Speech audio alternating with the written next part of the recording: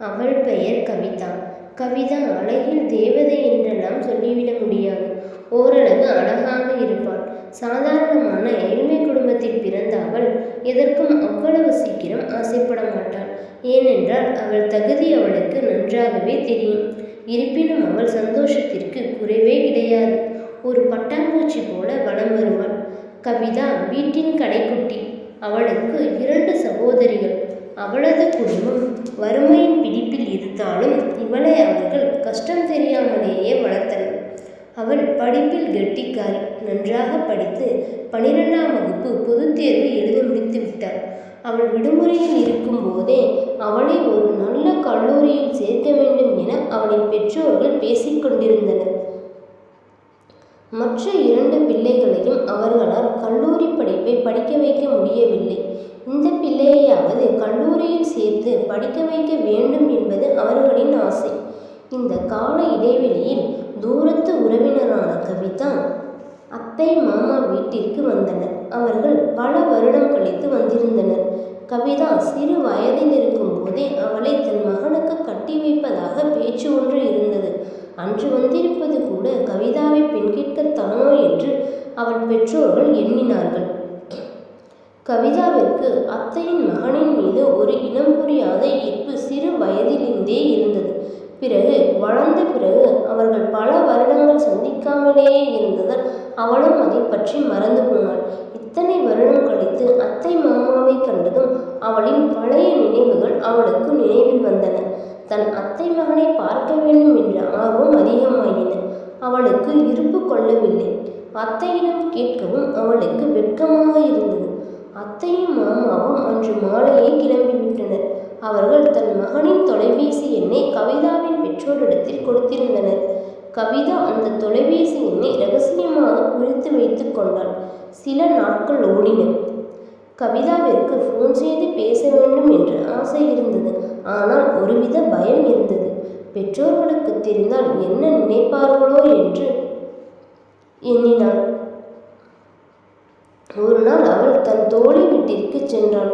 அங்கு அவள் மட்டும் வீட்டில் தனியே இருந்தாள். தோழியின் வீட்டில் தொலைபேசியும் இருந்தது. அவளுக்கு சட்டென்று ஒரு யோசனை தோன்றியது.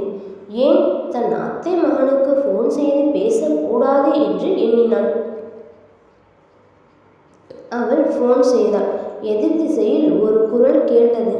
அவள் வாழ்வில் அப்படி ஒரு சந்தோஷத்தை கண்டதே இல்லை. அப்படி ஒரு மகிழ்ச்சி அவளுக்கு. அதுவரை அவள் வாழ்வில் காதல் என்று பூத்ததில்லை. அவனும் அவளிடம் சகஜமாகவே பேசினான். தாம் சிறு வயதில் பேசி பழகி விளையாண்ட நாட்களை அவனும் மறக்கவில்லை. வெகு நேரம் பேசினர். பல வருடங்களுக்கு முன்பு நிகழ்ந்த நிகழ்வுகளை சில மணி நேரம் பேசினர். கவிதாவிற்கோ எல்லையில்லா மகிழ்ச்சி. நாட்கள் ஓடின. கவிதாவும் கல்லூரியில் சேர்ந்தாள். நேரம் கிடைக்கும் போதெல்லாம் தன் அப்பாவின் கைபேசியில் தன் அத்தை மகனிடம் பேசுவாள். கல்லூரியின் 1ஆம் ஆண்டு முடிந்து 2ஆம் ஆண்டிற்குள் அடியெடுத்து வைத்தாள் கவிதா. கிட்டத்தட்ட ஒரு ஆண்டு காலம் மனதில் உள்ள காதலை மறைத்து நண்பர்களாகவே பேசிக்கொண்டனர். ஒரு நாள் கவிதாவை வெட்கத்தை விடுத்து தன் காதலை மறைமுகமாக அவனிடம் தெரிவித்தான். அவனும் புரிந்து கொண்டான். அவளின் காதலுக்கு அவன் பச்சை கொடி காட்டினான். நண்பர்களாக பேசிக்கொண்டவர்கள் இப்பொழுது காதலர்களானார்கள். நேரம் கிடைக்கும் பொழுதெல்லாம் கைபேசியில் தன் காதலை வளர்த்தார்கள். நீ இன்றி நான் இல்லை, நானின்றி நீ இல்லை என்றார்கள். வருடக்கணக்கில் ஒருவரை ஒருவர் பார்க்காமலேயே தன் காதலை வளர்த்தார்கள். ஒரு நாள் ராமு, கவிதா உன்னை நான் பார்க்க வேண்டும் என்றான். கவிதா கல்லூரி பேருந்தில் செல்வதால் அவளால் வீட்டிற்கு தெரியாமல் வெளியே செல்ல முடியவில்லை. அதனால் தன் புகைப்படம் ஒன்றை தன் தோழி உதவியுடன் அவனுக்கு அனுப்பினான். ராமுவும் புகைப்படத்தை அனுப்பி வைத்தான். தோழி உதவியுடன் அதை பெற்றுக்கொண்டாள் கவிதா. ஒருவரை ஒருவர் புகைப்படத்தில் மட்டுமே பார்த்து கொண்டனர். காதலை தீவிரமாக வளர்த்தனர். கவிதாவும் கல்லூரியில் 3ஆம் ஆண்டு சென்று விட்டான். மறுபடியும் ராமு கவிதாவிடம் நான் உன்னை நேரில் சந்திக்க வேண்டும் என்று கூறினான். இம்முறை கவிதாவிற்கு ஒரு வாய்ப்பு கிடைத்தது. கல்லூரியில் தேர்வுகள் நடப்பதால் கல்லூரி பேருந்தில் வராமல் வேறு ஒரு பேருந்தில் தான் வர வேண்டும் என்று கல்லூரி நிர்வாகம் சொல்லிவிட்டது. இதனை நல்வாய்ப்பாக பயன்படுத்தி கொண்ட கவிதா தன் காதலனை வரவழைத்தாள். முதல் முறை தன் காதலனை பார்க்க போகிறோம் என்ற ஆர்வம் அவளுக்கு. சிறு வயதில் சந்தித்த அவர்கள் பெரியவர்களானதும் முதல் முறை சந்திக்கப் போகிறார்கள். கவிதாவிற்கு இப்போதுதான் தான் அழகை பற்றிய பயம் அவளுக்கு வந்தது. ஏனெனில் அவனோ கொள்ளை கொள்ளும் அழகு, நல்ல நிறம். இவளோ அவ்வளவு அழகில்லை, நிறமோ மாநிலம். இருப்பினும் தன்னைத்தான் அவன் புகைப்படத்திலேயே பார்த்திருக்கிறானே, பிடித்துத்தானே தன்னை விரும்புகிறான் என்ற நம்பிக்கை அவளுக்கு இருந்தது. இருவரும் ஒரு நாள் சந்தித்துக் கொண்டனர். அவளுக்கோ எல்லையில்லா மகிழ்ச்சி. அவனை கண்டதும் அவளுக்கு மகிழ்ச்சியில் ஆனந்த கண்ணீரே வந்துவிட்டது. ஆனால் அவனுக்கே அந்த ஆரவாரம் இல்லை. அவன் முகத்தில் எந்த மகிழ்ச்சியும் இல்லை. அவள் எதிர்பார்த்த எதுவுமே அங்கு நடைபெறவில்லை. அவளும் ராமுவிடம் வினவினாள். ஆனால் அவன் எதையோ சொல்லி மழுப்பினான். இருவரும் ஒன்றாக ஊரை சுற்றி வலம் வந்தனர். மாலையில் வீட்டின் அருகே அவளை விட்டுவிட்டு அவன் ஊர் திரும்பினான். அடுத்த தினமே கல்லூரியில் கேம்பிற்காக வெளியூர் சென்று விட்டாள். அவள் 10 நாள் கேம்ப் என்பதால் அவளால் அவனிடம் பேச முடியாது. அந்த 10 நாட்களிலும் அவள் எண்ணம் அவனிடமே இருந்தது. ஒரு வழியாக முடிந்து வீட்டிற்கு திரும்பினாள் கவிதா. அவள் பெற்றோரை கண்டு கூட ஆனந்தம் கொள்ளவில்லை. அடுத்த தினமே தன் காதலனுக்கு ஃபோன் செய்து பேசினாள் கவிதா. எதிர்முனையில் பேசிய காதலன் ராமு சரியாகவே பேசவில்லை. இவளுக்கோ ஒன்றும் புரியவில்லை. காதலிக்க ஆரம்பித்த 3 வருடங்களில் இத்தனை நாள் பேசாமல் இருந்ததே கிடையாது. இத்தனை நாள் கழித்து பேசியும் அவன் பேச்சில் ஒரு ஆர்வமில்லை என்பதை அவள் அறிந்து கொண்டாள். ஒரு வாரம் அவனுக்கு ஃபோன் செய்யாமல் இருந்தாள். அவன் இவளை கண்டுகொள்ளவே இல்லை.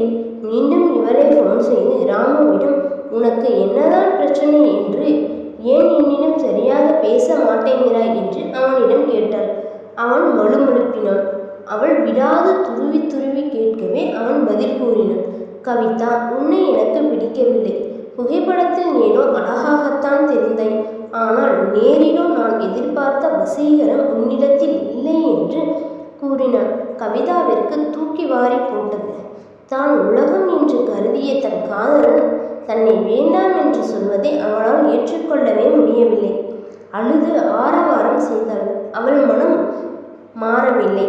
அத்தோடு அவள் ஃபோன் செய்வதை நிறுத்தி கொண்டாள். என்றைக்காவது அவன் மனம் மாறும் என்ற நம்பிக்கையில் இருந்தாள் கவிதா. ஆனால் அவன் நினைப்பில் ஈரேறவில்லை. நாட்கள் ஓடின. அவனிடம் இருந்து எந்த பதிலும் இல்லை. தன் காதலனை எண்ணியே நாட்களை கழித்தாள் கவிதா. கவிதாவிற்கு திருமணத்திற்காக மாப்பிள்ளை பார்க்க தொடங்கிவிட்டனர். கவிதாவிற்கு என்ன செய்வதென்றே புரியவில்லை. ஒருபுறம் தன் காதல், மறுபுறம் தன் பெற்றோர். முடிந்தவரை திருமணத்தை தள்ளி போட்டாள். கவிதா வருகிற அத்தனை மாப்பிள்ளையும் ஏதோ ஒரு காரணம் சொல்லி பிடிக்கவில்லை என்று கூறிவிட்டாள். இந்நிலையில் அவள் மீண்டும் ராமுவிற்கு ஃபோன் செய்தாள். அவன் முடிவில் எந்த மாற்றமும் இல்லை என்பதை அவள் அறிந்து கொண்டாள். அத்தோடு அவள் வேறொரு பெண்ணை காதலிப்பதாகவும் கூறினான். அவளுக்கு இடியே விழுந்தது போல இருந்தது. இவளோ அவனை மறக்க முடியாமல் தவிக்கிறாள். அவனோ வேறொரு பெண்ணை தேடிச் சென்று விட்டான். இப்போதுதான் கவிதா புரிந்து கொண்டாள். என்னை நினைத்த மனதில் வேறொரு பெண்ணை எப்படி நினைக்க முடிந்தது அவனால் என்று கத்தி அழ ஆரம்பித்தாள். அவனை மறந்துதான் ஆக வேண்டும் என்று ஒரு முடிவு எடுத்தாள். அவள் பெற்றோரின் விருப்பத்தின் பேரில் கவிதா ஒருவரை திருமணம் செய்து கொண்டாள். பிடிக்காத திருமணத்தை செய்து கொண்டாலும் அவள் கணவனிடம் அன்பு அவளை மாற்றியது. கணவனோடு சேர்ந்து வாழ ஆரம்பித்தாள்.